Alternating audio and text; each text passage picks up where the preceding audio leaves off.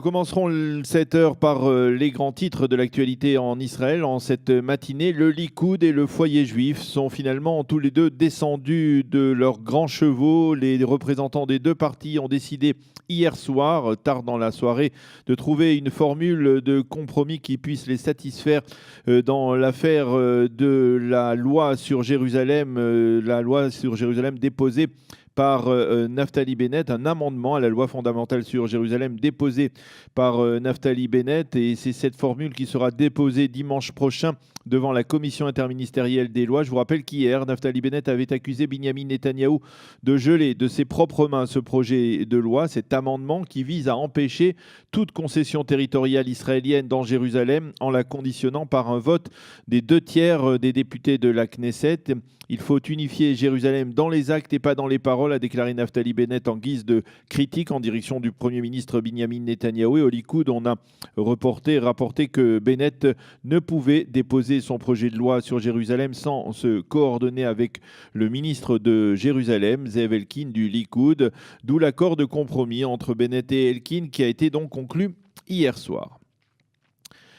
D'ici 3 semaines, les députés de la Knesset pourront à nouveau monter sur le mont du Temple. Cela fait 1 an et demi que le Premier ministre Binyamin Netanyahou a interdit l'accès à la montagne sainte aux élus israéliens, qu'ils soient juifs ou arabes, et ce, de crainte que leur visite ne fasse grimper la tension dans cette zone très sensible. C'était au début de l'intifada des couteaux que Binyamin Netanyahou avait pris cette décision. Mais attention, il ne s'agira pour l'instant que d'une autorisation provisoire pendant une petite semaine. Si le calme devait se maintenir après donc ces visites des députés israéliens durant cette semaine, alors la permission pourrait être prolongée. Si la tension devait grimper au contraire, eh bien, elle serait suspendue. Voilà pour ce titre important qui nous a été révélé ce matin. Et puis le gouvernement israélien, c'est aussi un titre de la matinée, envisage d'ouvrir en concertation avec l'autorité palestinienne un second poste de passage commercial vers la bande de Gaza après le checkpoint de Karmi au sud de la bande de Gaza. Le célèbre poste d'Erez au nord pourrait donc devenir le second poste de passage commercial avec Israël.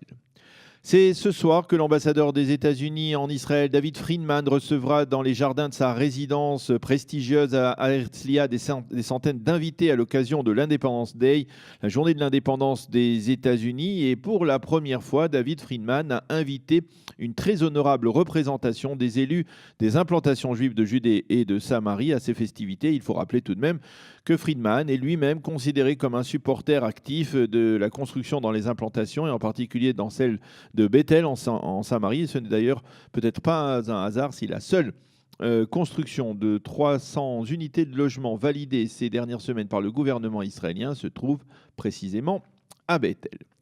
La météo, je vous le disais, est exceptionnelle. On peut parler donc de véritables canicules sur l'ensemble du territoire israélien, avec un temps très chaud et sec à l'intérieur du pays et particulièrement humide le long du littoral et des températures qui risquent de battre des records en Israël aujourd'hui. On parle de 37 degrés à l'ombre à Jérusalem, 34 à Tel Aviv avec 50% d'humidité, ce qui rend la chaleur particulièrement suffocante, et 45 degrés à l'ombre à Eilat. Voilà donc les températures. Nous en reparlerons comme promis dans le cadre de la revue de la presse et des médias, également à la fin de cette heure d'actualité, donc en direct avec une habitante de la Arava sur la route d'Eilat. Donc voici, c'était la fin des titres de l'actualité de ce matin.